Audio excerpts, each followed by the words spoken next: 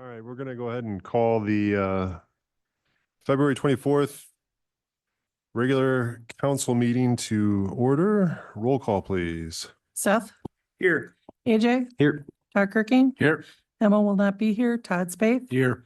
Cindy, here, John, Here. Tanya, here, Steve, Here. and Justin will maybe late. All right. We'll go on to the approval of the, pledge allegiance. Sorry.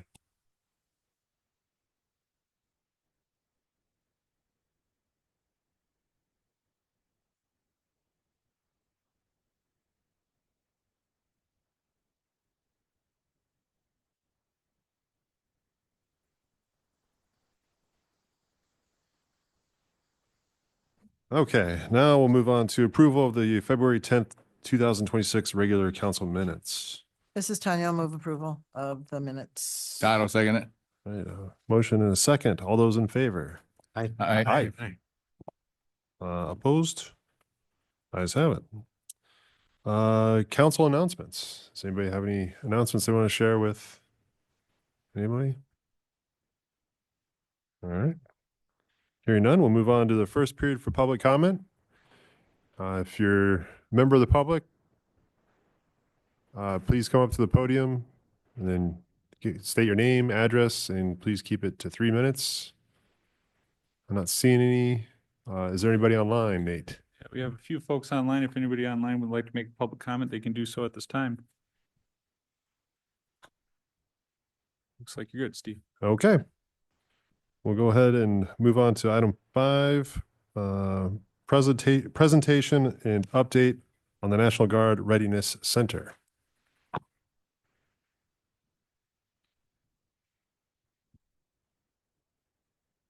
All right. Well, that went quick. Thought there'd be a lot more talking and stuff before we started, but here we are. So good evening. I'm Colonel Bill Benson. I am the Director of the Construction Facility Management Office for Department of Military Affairs. With me tonight is Deputy Mr. Nathan Olson, but the real star of the show is the project manager for the Viroqua Readiness Center, Mr. Hamid Kazai from Department of Military Affairs. Thank you for the invite to be here tonight. It's been, I guess, a little over 3 years since somebody came and kind of gave an overview of what's going on. Appreciate somebody reaching out. I don't know who reached out, but thank you for reaching out and say, hey, what's going on over there? So that's kind of the intent here tonight. Just a handful of simple slides, just kind of show where we're at, what we're doing, and then we'll open it up to questions at the end. Sound good? Okay, slide, please.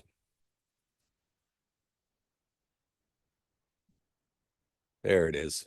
So the old obsolete readiness center, a little over 60 years old, just didn't fit the needs for the Army National Guard anymore. Pretty outdated, 17,000-ish square feet.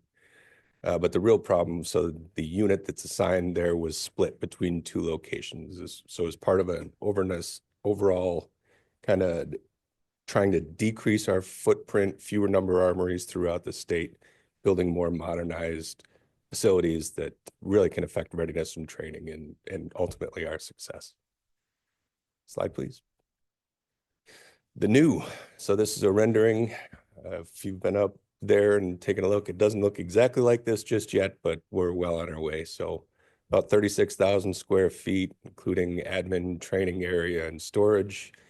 And then out, I guess, towards the east, big military vehicle storage building in the back. $24 million total budget project, $18 million from the feds and $6 million from the state.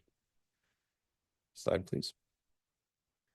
All right, placement of the armory, wedged right in between 2 churches. Love it. Feel protected. But what you see there in the blue is really the outline of the facility itself.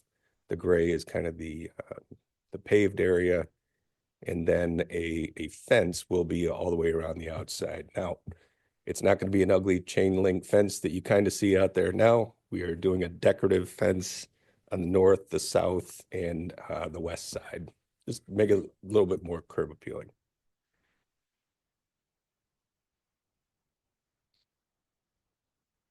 Okay, the timeline, I guess, officially kicked off in the fall of 24, but really construction started in the spring of 25. Very soupy, wet, muddy conditions up here during that time frame, right? Got some delays and that kind of stuff. We are back on track, and we expect fall of 26. Around the end of October is when we are projected to have construction complete. Unit will occupy sometime in 27. Also, right around that time, we do plan on doing like a small ceremony, ribbon cutting, invite some, local, whoever would like to come and attend and be part of that. But really, it's, just, it won't be a full open house, but we certainly want to be able to bring some of the community in and show it around, show it off. Okay, so the question was asked where the soldiers are going to be coming from. The big green there, so around Sparta, Toma, Fort McCoy, that area is really where the vast majority of them are coming from. But as you look, really they're coming from all over the entire state. Very few, southeastern, very few up in the northwestern part of the state, but coming from all over. Typically it's, we drill 1 weekend a month, 2 weeks in the summer.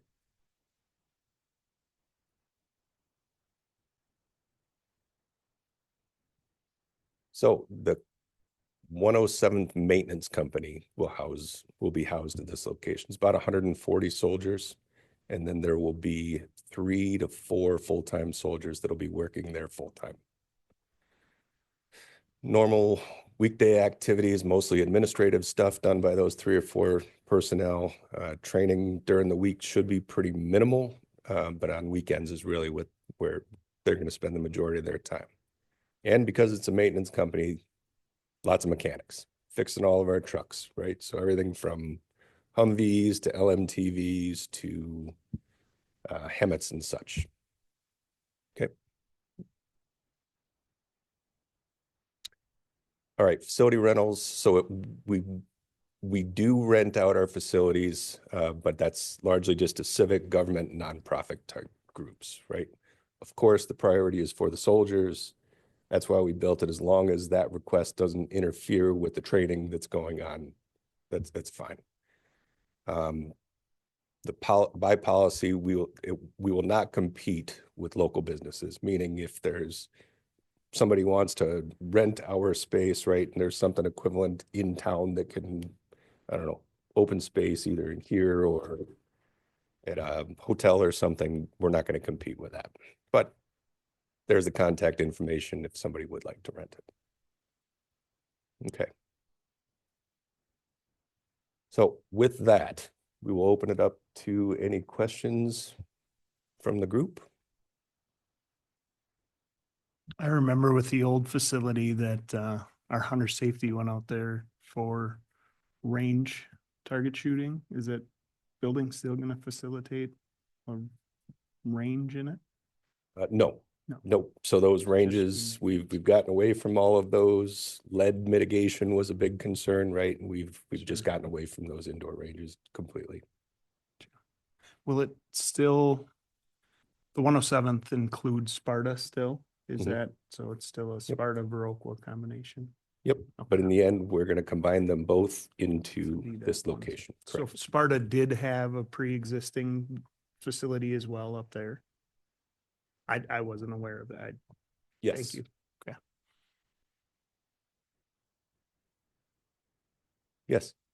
I was just gonna say, I'm surprised to hear you're gonna open it to the public for rental. Well, it's mostly for government organizations, nonprofit organizations, and the like. It won't be open to just anybody in the public. Okay. In only 503 certain areas, I'm seats. sure. I'm sorry. I said in only certain areas, I'm sure. Correct. Maybe. Correct. Yeah. I'm just I told Nate, now there's no way they're gonna be, I was in the military. I said, there's no way they're gonna open it to the public. Yeah, we do. I don't know. What are some examples of? So some of the examples, well, elections, some of the cities, we don't have too many, but maybe around the state, 5 or 6 cities that use armories for election purposes, for voting. Boy Scouts, Girl Scouts, those kind of youth organizations, not specifically just them, but those like that. So again, nonprofit. And we have food pantries that use a couple of our facilities up north. So all the food comes there, they break it down, the volunteers come there, break it down to whatever they do. So again, the not-for-profit is really what we're focused on, because again, we don't want to compete with the local economy. That's not what we're intending to do. So it's really those things that really help out the community. Or, for example, possibly the DNR might have that class, now there's no Sorry. range there. Hey, sorry, can you just grab in the microphone? I forgot that we have Sorry. folks online. Sorry about So- that. He was sorry about that. speaking loud. But yes, so from voting from the cities to not Boy Scouts, Girl Scouts, again, like maybe the DNR could hold the class there, but now there's no range to actually fire. So those kind of things. So. Thank you. I did have a question regarding, we did use that for elections for backup for quite a while. And at the time, we had to have somebody at the facility the entire time we were using it. So I don't know if you guys were planning on having something different in this new facility where the person could get in there outside of hours that somebody's there full time. I'm just throwing that out there because for use of what we need it for outside of those hours, it was inconvenient. I want to say, because they had to be there to open the door, all of that, because of security, obviously. Yeah, the soldiers need to be there full-time because they are in charge of security of that facility, right? So as those rental agreements happen, typically, yes, we have a full-time green suit Army soldier there. Is that what you're asking? Correct, but they aren't there at the hours that we require them to be, and that was Okay. always an issue. So I was just wondering if that would be something that you guys Yeah, would consider So if during as that. part of that facility rental agreement request that comes in, the hours that are being requested are part of that. The full-time soldiers that work there, they get the first vote saying either yes, they can accommodate or no, they cannot. If there's training or something that's going on that's going to conflict with that requested period, then it doesn't pass that. Okay, Okay. and then was there going to be a fee as well? As some of them there are, some of them they're not. I don't think we charge for voting. We don't. We've had it in the past, that's why I'm just asking. Okay. Definitely, that's why we have the process, so we look at that and then we can talk through the details. And if it works, it works. If it doesn't, but then that's figured out ahead of time there too. So definitely invite the emails and then we can get you some more details and go from there. Luckily, we have this building now. I'm just looking at options for whenever Yeah, we have to have for catastrophic kind of thing, so. yes, yep. And like I say, I think we have, I'm gonna say 4 or 5 around the state communities that use the armories for local voting, so. Thank you. I have a question. You said 100 and like up to 140 soldiers would be coming 1 weekend a month. Are they able to stay on that premises or are they going to be staying around our community? Both. Okay. Both. Yep. It depends. So every once in a while, funding will just open up, and depending on how far they're coming from and what the training plan is for that weekend, sometime we are able to put them up in the local hotels and whatnot. Otherwise, if they can stay at the armory, we do both. Thank you. Sure.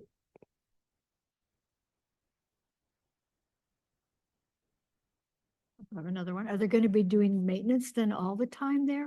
Because otherwise, it's a big facility if you're only going to have once a month. So something going on. Monday through Friday, no. By and large, the answer is no. So there really will be only 3 or 4 full-time people that work there. Yeah. Nonstop. But really it's the drill weekends is when they're doing the majority of their maintenance. Of course, there's going to be exceptions to that. That'll ebb and flow depending on the number of vehicles they have to fix.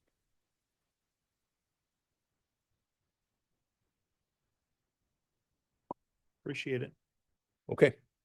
Thank you. Thank you Yeah, for your thank you service. thank you for coming.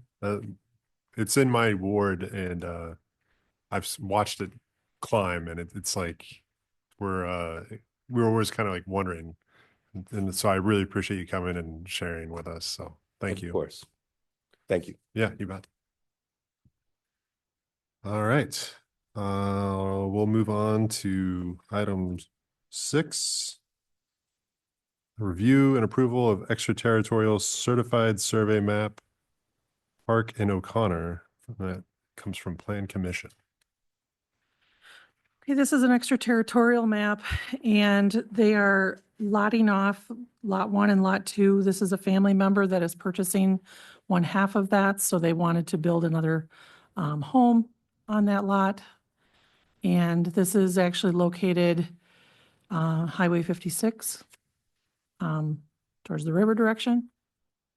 And so this went through Plan Commission for their approval, so they sent it on to you for your approval. I'll make a motion, we approve the extraterritorial certified survey map for Power and O'Connor. This is Seth. I'd second that motion. All right, we have a motion and a second. Any other discussion? All those in favor? Opposed? The ayes have it. And so we're gonna move item 15 up next. So we're gonna just have the discussion and then we'll do the closed session later. So possible closed session per Wisconsin statute 19.851E, deliberating or negotiating the purchasing of public properties, the investing of public funds, or conducting other specified specified public business wherever competitive or bargaining reasons require a closed session, pre-development agreement with Market Point regarding hotel development. So here with us tonight, we have Chan Johnson from Market Point Development. Chan and his colleague, George Jansen, had reached out to the mayor and I probably a couple months ago now to speak about their interest in developing a hotel in the city.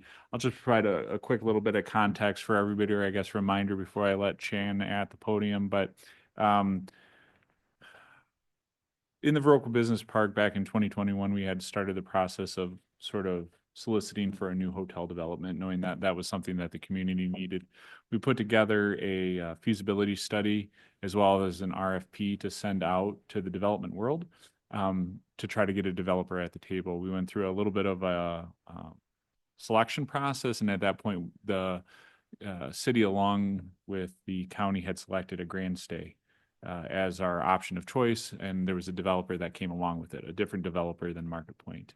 That developer was unfortunately unsuccessful, at which point we sort of turned and tried to give the second option in that selection process a try, which was Bjorn Kashagan, if you'll recall, and to do a Best Western Plus. We let him have a go at this for about 2.5 years now, at which point we feel that he's had enough time at it. I did contact Bjorn the other day and he felt comfortable letting another developer kind of take a swing, which is what brings Market Point here, who very much has interest in this project and has thus submitted the presentation as well as a pre-development agreement for our consideration tonight. The pre-development agreement feels like it may be a little new for you guys, but it's fundamentally how we've approached working with hotel developers. With this particular group of individuals, you don't necessarily let multiple hotel developers loose on a city, because then they're typically tripping over each other in a way by going after the same investors and trying to do the same work. So it is somewhat typical for a community to sort of select, hey, this is the developer we prefer, let them have a run at it and sort of keep the lane clear for them to have a shot at it. And so what's in front of you tonight is basically Market Point would like to make that pitch to be sort of that in that point position to try to make a hotel work here. So with that, I'll introduce Chan unless there's any questions from the group about how we got to this point. Okay. Go ahead. Welcome, Chan. Well, first, thank you for giving me the opportunity, and George, he couldn't be here. He's probably watching, but he's probably packing his bags. He's heading to Arizona tomorrow, so I'm soloing it tonight. As Nate said, we reached out, contacted about 6 weeks ago or so, had kind of a intro, and got to kind of see what the city's got going on. and that's what's exciting when, you know, we get kind of involved is a couple things, happen for that to happen is you got a city that has things happening. And so for, you know, a need for a hotel, and it sounds like you do. So that's good.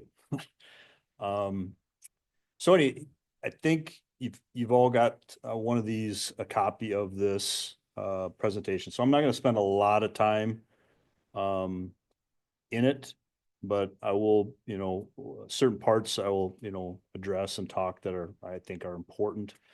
And that, um, so yeah, you can slide up. Straightforward context of it. We base, when we come into a city, I mean, our base, philosophy is this is going to be a collaborative, team thing. We don't come in as we're a big bad developer. No, I mean, at the end of this, we know everybody by name, last name, and we all become, you know, close friends because that's what we're, you know, we're trying to build. And it's just easier to build something like this, if you got that philosophy. So for, hospitality team, you can slide up. Again, you can slide up a little more. So we kind of go, again, the team. So we've got Market Point, we're the developer. Design wise, is the FF&E procurements stool of it or leg of it. And kind of give you a backstory of that is so FF&E is, we basically say everything from carpet to ceiling. The furniture and fixtures and entertainment is what it stands for. Well, that's George's brother, David. And George, myself, we're Market Point. So we're all in the same office. So that's a big component when you're building that, when you're, you know, designing, when it comes to procurement, getting this stuff, ordering it, timeline, logistics, all this design. That's a big part. Well, that's attached to us. That's our part of our business.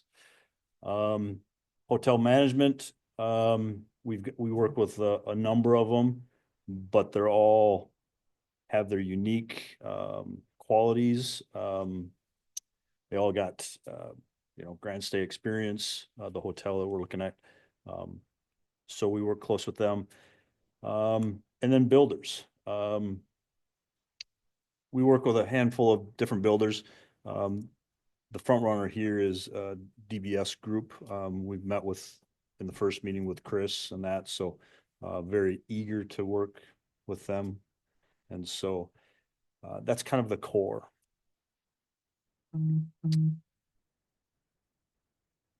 There's a little description of design wise or FF&E. The different, we work with all flags. A little backstory of Grand Stay. So Grand Stay, they're Midwest brand, Midwest flag. They're a great hotel to come into a community like this because they come in and they mold and they flux around a community. You can they don't just hand you a set of prints and say, this is what you get. Build it this way. No, we can, you know, design it the way you want.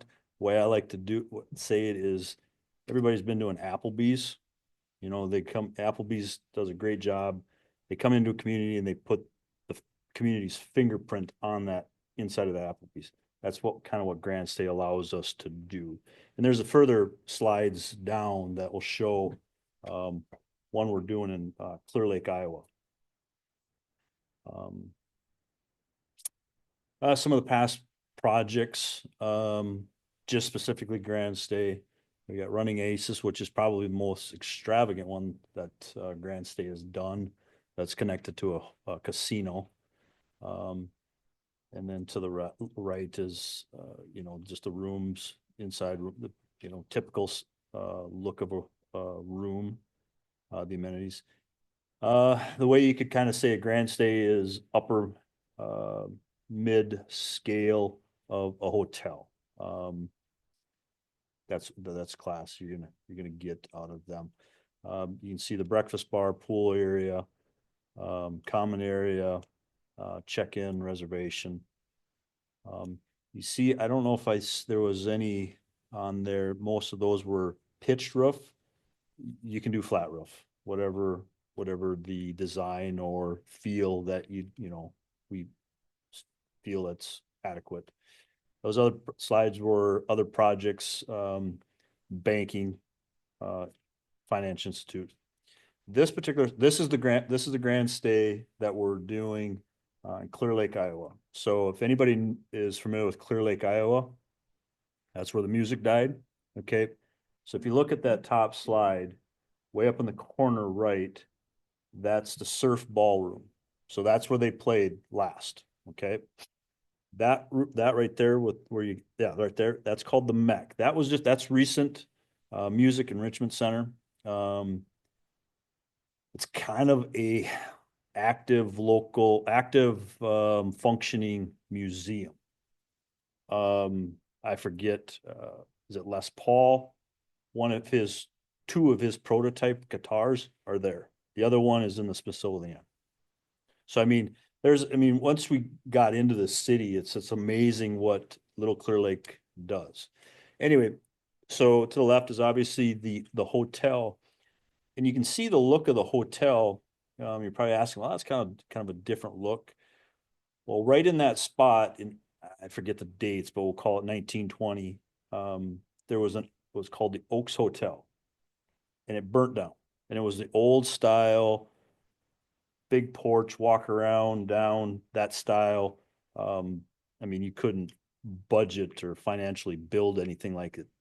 But anyways, that's where Grand Stay comes in and allows you to manipulate and make it look like that. And in the inside, again, it's going to be, a throwback to those days. And you can see the court area of the big guitar and that. That particular hotel, if you scroll down, I think it's a 68 room. Yeah, 68 room Grand Stay suite. So that'll be a fun project to see to come forward. So we're working with the city because we had to close a street down, move a street. So there's a lot. It wasn't just a shovel-ready pad, come in, build a hotel. No, it was everything to, one, getting the city on board with it, closing streets. Everybody, what's really good about that community is they're really behind their history. And so it was a fun one to be attached to. Scroll down. These are current ones. So I'm not originally. I live, if anybody's familiar with Brainerd Lakes area in Minnesota, Nisswa, Pequot, and that. I've got a current personal development going in Pequot, Quick Trip, Grand Stay, Major Medical,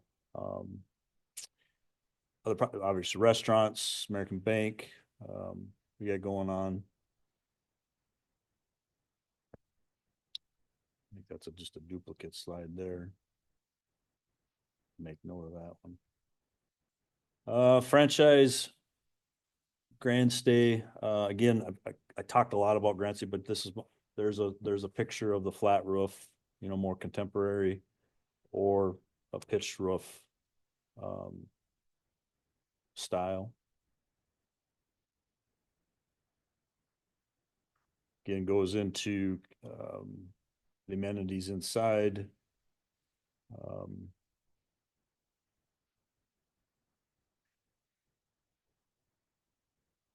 In Grand Stay, the one thing good they do is they have all the tools and the benefits of the big guys, the Marriotts, the Hiltons, for the reward programs. So they're strong in the Midwest. They're strong in communities like this. They're not, I mean, not yet anyway, in big metropolitan type areas.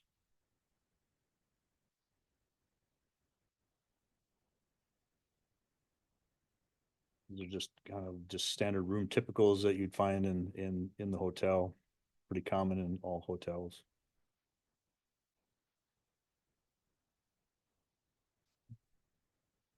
Feasibility study, when we first met, we asked, where the feasibility study was, when it was done.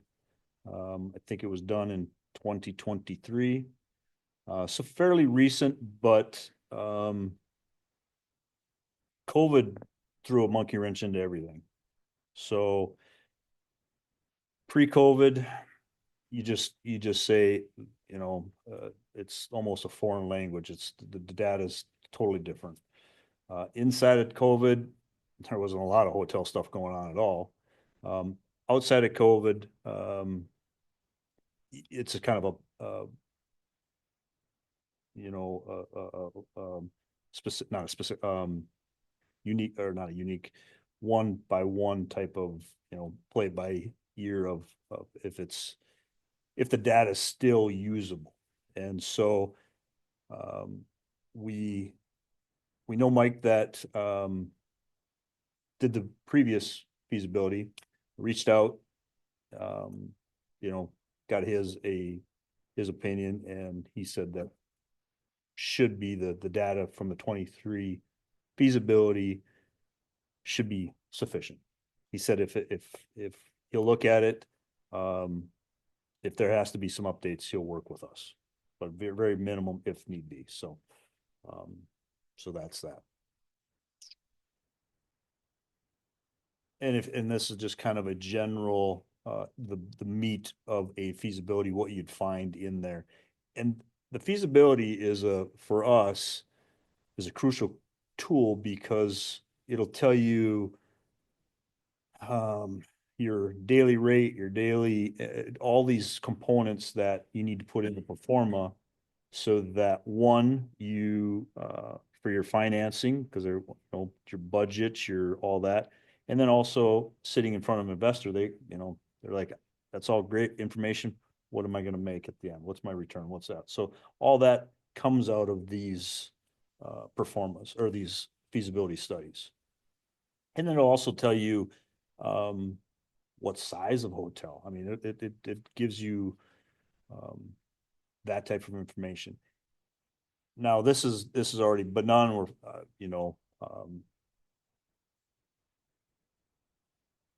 feel strong that the hotel will work. But there are scenarios where we'll talk to a city and say, do this first. We'll find out, and then we'll find out that the hotel ain't gonna work. And so we say, not to say you can't do it. We just, we just, don't feel like it'll be strong here. So, let's scroll to the next one.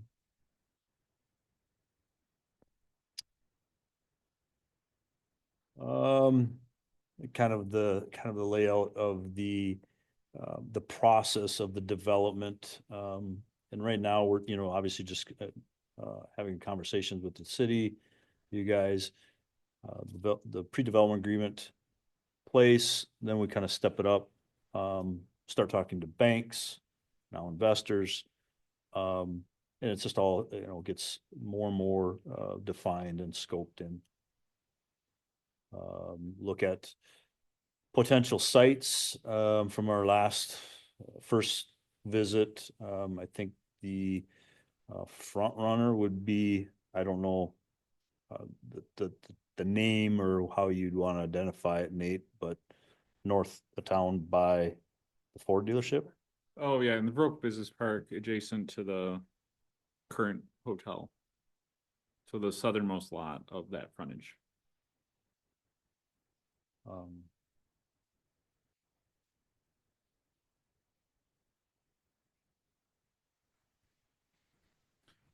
So I guess at this point, Chan, Mhm. this is probably, I think, where we start getting into like the really nitty gritty granular stuff. Is there anything else? Yeah, like, I high mean, level you want to talk? it goes down to, how, like a metrics here. I mean, it just kind of shows you that there's a system we follow to make sure that things get done, doesn't fall through the cracks and that, and so. And this kind of process. Last thing I want to say is, so one of the reasons we work really well with Grand Stay is they office in our office also, we sublead to them. So work really close to them. Real time decisions can be made, adjustments, so. So yeah, so it's open to any questions that you guys have. Yeah, You probably said this and I missed it, but how many rooms was this, would you estimate we'd have? I'd have to look back at the feasibility. I think it was 54, 56. No, Would it have a pool? yeah, yep, Yeah, okay. yep, That's what people want. yeah.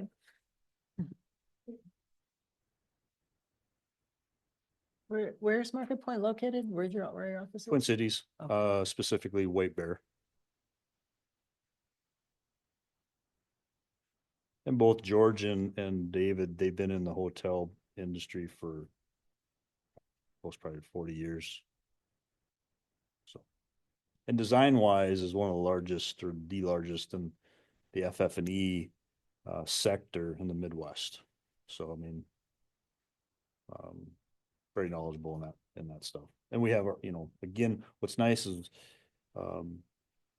we have designers right in this office. So when it comes to that part of the process, again, real time, we can walk on the fly, change things, design, whatever changes might need. So.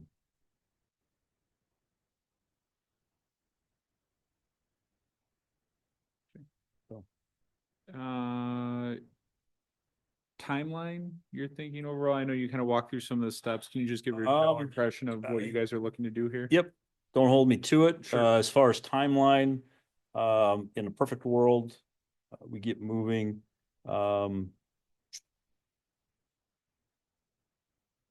You like to start construction in the spring so that the next spring you can open. I say a year to build. Most of the time it's less than that. But if you bank on a year, so you just don't want to do the opposite. Start in the winter and open in the winter.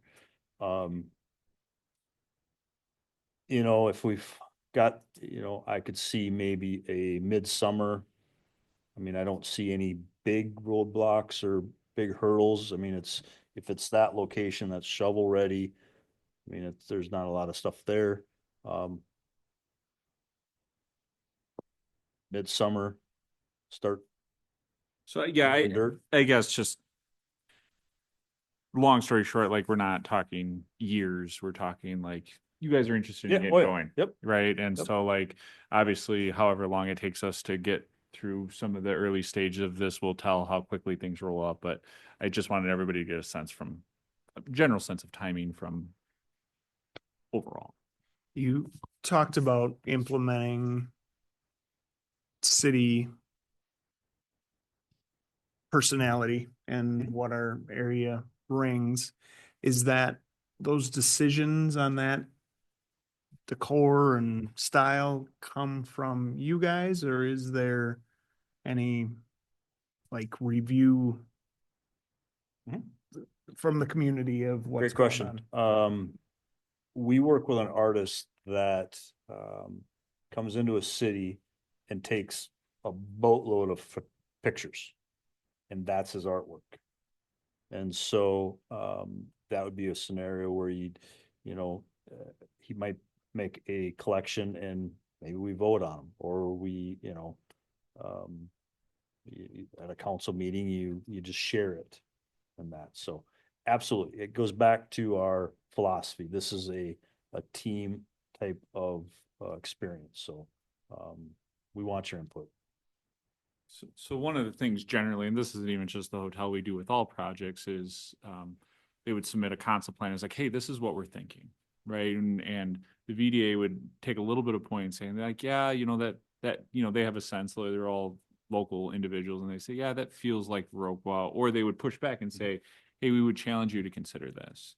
Maybe in this particular instance, like, we should take this to council and let them bat this concept plan around a little bit and see how they feel. Do they like, for instance, you brought up tonight, flat roof versus peaked roof?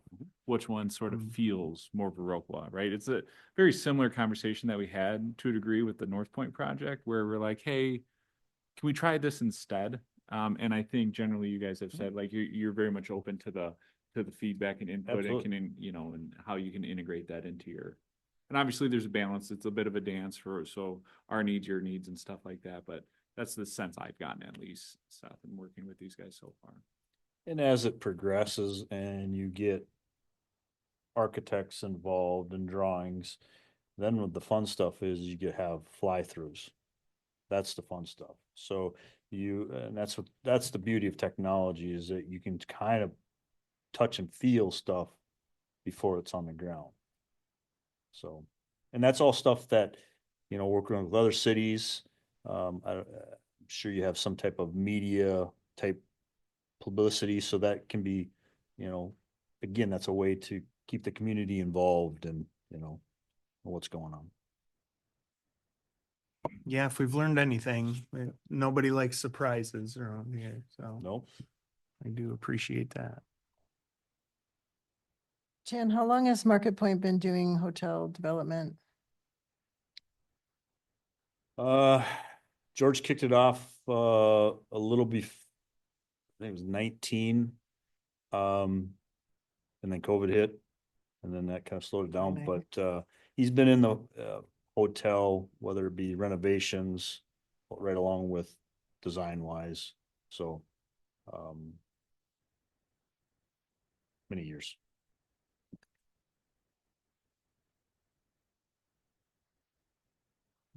Guess, Yeah.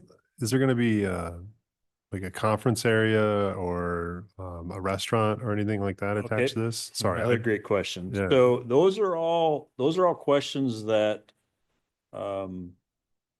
come along in the beginning of this process, because, conference rooms, event centers, those are all separate. Like, event centers are hard. And you don't want, and when it comes into the performance of the hotel, a lot of them are boat anchors.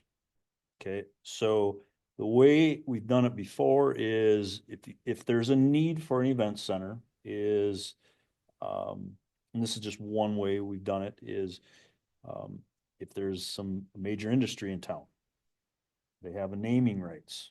Okay, and then work with the city to operate it. So some of those costs are there. So that, again, they're not an anchor for the hotel, because if the hotel has to manage, keep it going, all that, it's just tough for the performer to work. Restaurant, absolutely. Typically, we don't like it attached to the hotel, because for whatever reason, people don't like to walk in the same door to go to the hotel as they do to eat. So standalone restaurant, that could be a chain, a well-known chain, or if there's a local restaurant owner that does a really good job, I approach them and, that, yeah. Thank you. Yep.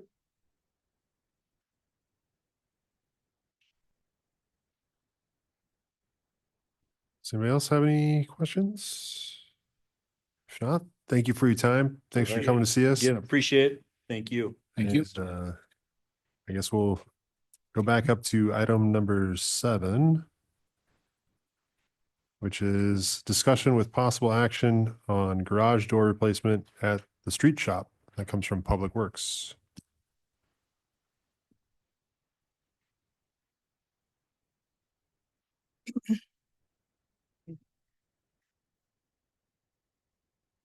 All right, to the business.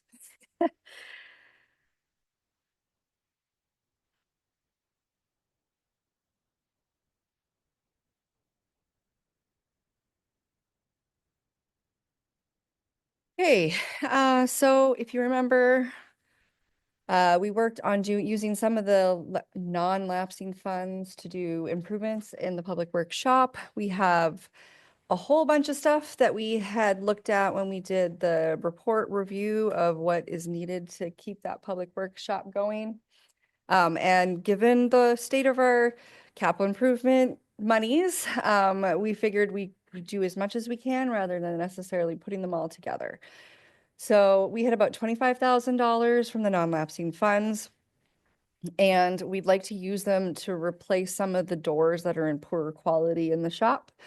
So there is more doors than what you see here. This is the majority of them. There's 2 more utility, like overhead doors that aren't on this list. And, I want to say 2 more man doors, but this is the ones that are in the worst shape. So we did look at a sort of a combination of suppliers. So we went to Lacrosse Glass and Swenson, which is our local company that we've worked with a lot for our current doors. And they gave us bids. So under this one, as you can see, the main service door number is exactly the same because Lacrosse Glass would be the supplier in both scenarios. Swenson would be doing the overhead doors, and so they gave us quotes for what we have there. The jack operator and shaft extension is so that we can get a hoist in our main bay there. So essentially they came out to $53 difference. Lacrosse Glass is the $53 difference less, but we would ask that you select Swenson. We use them like all the time for when we need something fixed. They're local and we can get at them. And for the $53, we think it's well worth the money. So Public Works looked at this and gave a recommendation to use the Swenson and Lacrosse for the service door. So we're looking for approval to go ahead. This is Seth. I make a motion that we move forward with the agreement with Swenson Doors and Lacrosse Glass for the replacement of the listed doors. So the total of $25,036.39. This is Todd. I second his motion. All right, we have a motion and a second. Any other discussion? Roll call. Oh.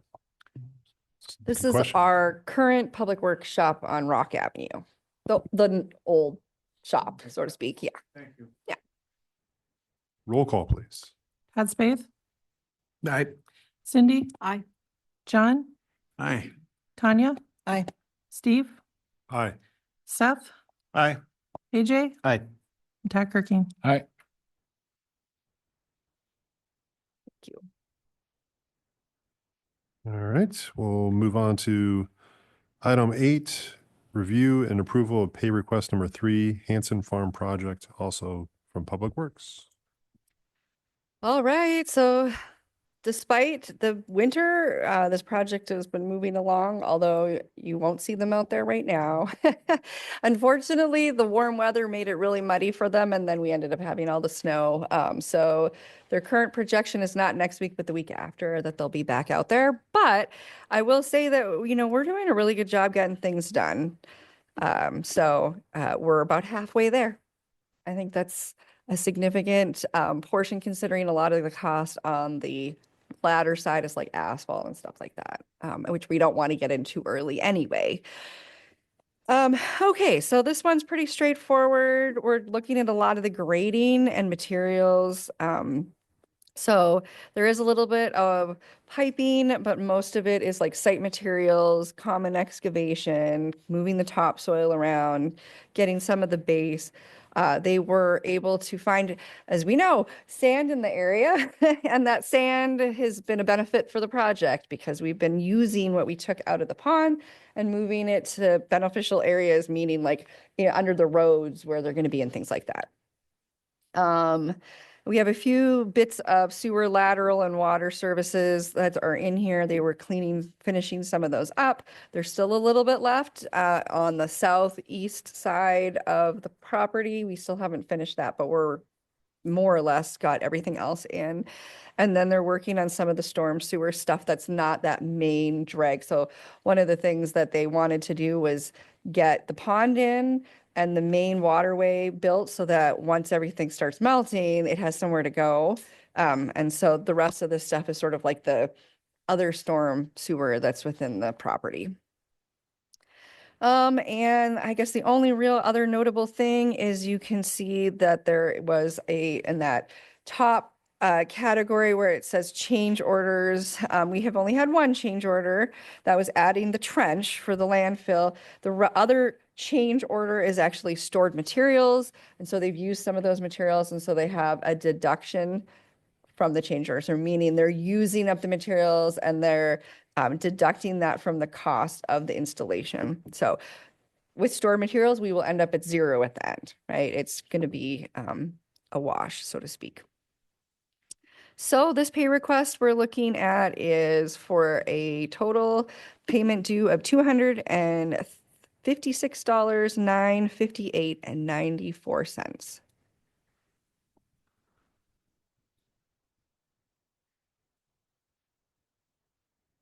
I move approval of the pay request number 3 for the Hanson Farm project for $256,958.94. 94 cents, yeah. This is AJ. I'll second. All right, we have a motion and a second. Any other questions or discussion? Roll call, please. Cindy, Aye. John, Aye. Tanya, Aye. Steve, Aye. Seth, Aye. AJ, Aye. Todd Kirking, Aye. and Todd Spath. Aye. Thank you, sir. Thank you. All right, moving on to number 9, operator license approvals. That's forwarded from Public Safety. Okay, Public Safety had a few of these to approve. Julia Ing for Quick Trip South, Ashlyn Reynolds for Quick Trip South, Clifford McCann for Mobile, and Amy Scarda for Gassers. These all went through with their background checks and were approved, so they're just looking for your approval. This is Seth. I make a motion that we approve operator licenses. This is AJ. I'll second. All right, all those in favor? Aye. Opposed? The ayes have it. On to number 10. Discussion with possible action on temporary beer license for Viroqua Fire Department Association annual fundraiser on March 14th, 2026. Order from Public Safety. Okay, this is on Saturday, March 14th. This is in their new facility. The alcohol is stored in the walk-in cooler in the kitchen, served in the apparatus bay and all common spaces. This is their annual event and there has been no issues. So they forwarded it from Public Safety for your approval. This is AJ. I make a motion to approve the temporary beer license for Viroqua Fire Department Association fundraiser on March 14th, 2026. Steve, all second. All right, any other discussion? All those in favor? Aye. Aye. Opposed? Thank you. All right, moving on to 11. Discussion with possible action on temporary beer license for Viroqua Area Hockey Association Founders Cup Tournament, March 23rd through 27th, 2026, also forwarded from Public Safety.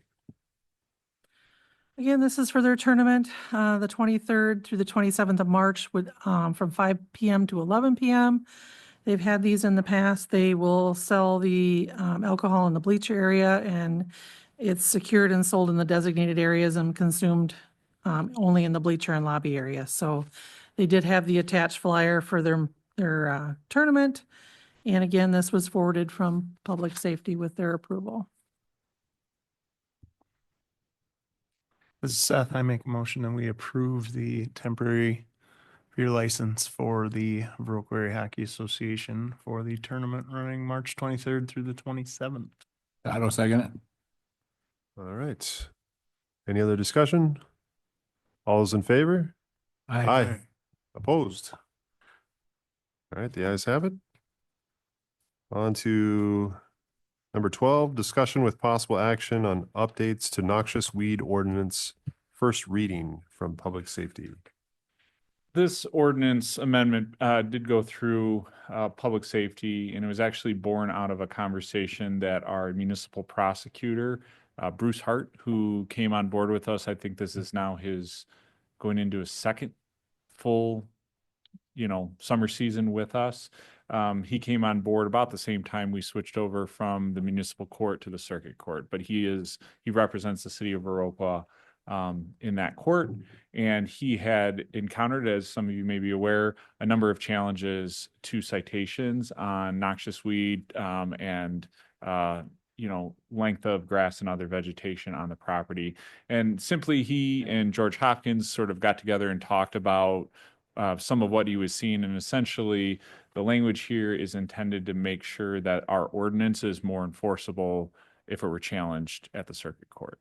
And as you can surmise there, the conversation would be, our patrolmen go out, look at, some sort of complaint for unkempt grass. They take pictures, make the citations, then it gets to court and somebody says, well, that's not grass, that's a dandelion, or that's not grass, that's this other species. And then they're basically challenging our officers in court as to whether, what type of plant something is, and our police officers just aren't built with that kind of knowledge, right? So in order to make it a little bit more generalized, is they just basically say any grass and or other herbaceous non-woody vegetation that exceeds the limits as we've set forth would be subject to a citation. So public safety did forward that with their recommendation to council for your consideration.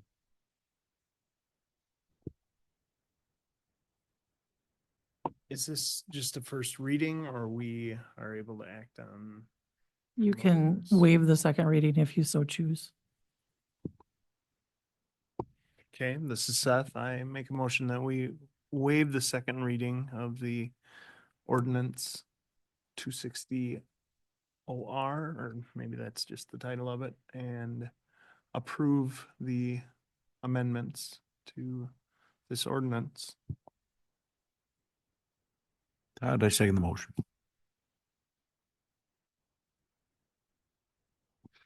All right, any other discussion? All right, all those in favor? Aye. Opposed? The ayes have it. Welcome, Mayor. Thank you. Sorry I'm late, or back again. Just, we've really been clipping along here. I know, Greg, right? I figured I'd come in and slow things down a little bit. So it looks like we're on item 13, is that correct?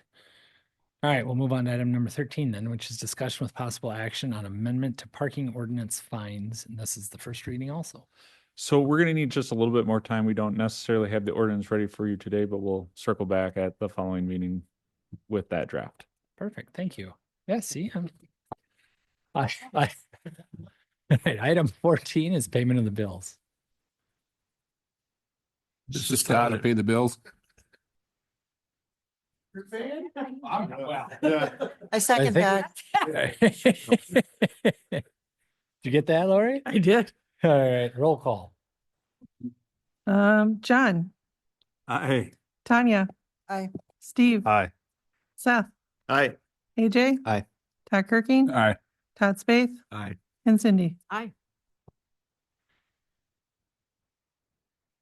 Yeah, check is fine, yeah. All right, on this one, are we gonna move right into close? Are we gonna move into closed on this first one? So they already came in Yep. ahead of time. So So we're good to go into. yeah, if you want to Perfect. move up public comment, you could. Sure. So the next couple items are closed session. So with that, we'll move public comment up now. So if any members of the public wish to make a public comment, now would be the time to do that. Nobody in-house? Is there anybody online that would like to make a comment? We do have a few people online. If anybody online would make a public comment, they can do so at this time.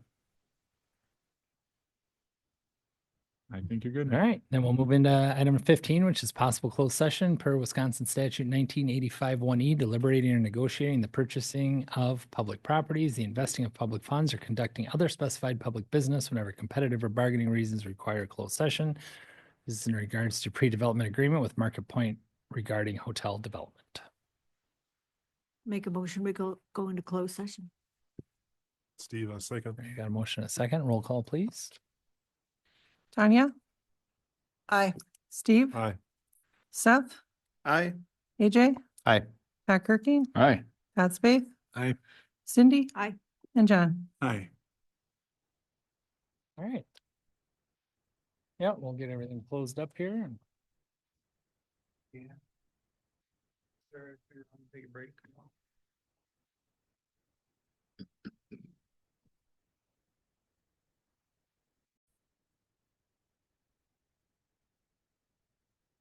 All right, we are back in open session, Mayor.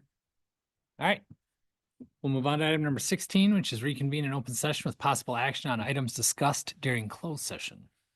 I'll make a motion. We agree to the pre-development agreement with Market Point regarding hotel development with feasibility study contingency. Was that how we wanted to say that? Todd, I'll second it. Good. All right, we got a motion and a second. Any other questions? Roll call, please. Seth, Aye. AJ, Aye. Todd Kirking, Aye. Todd Spath, Aye. Cindy, Aye. John, Aye. Tanya, Aye. and Steve. Aye.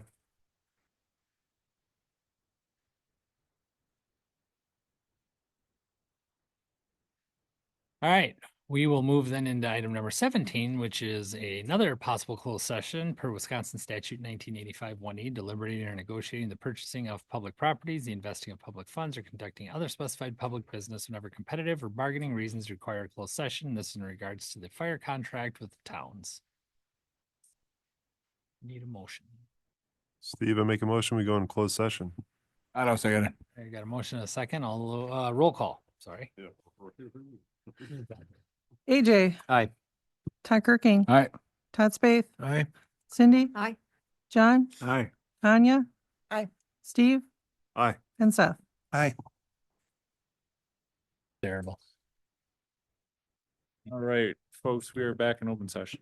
All right, we are back. We're going to move on to item number 18, which is to reconvene an open session with possible action on items discussed during closed session.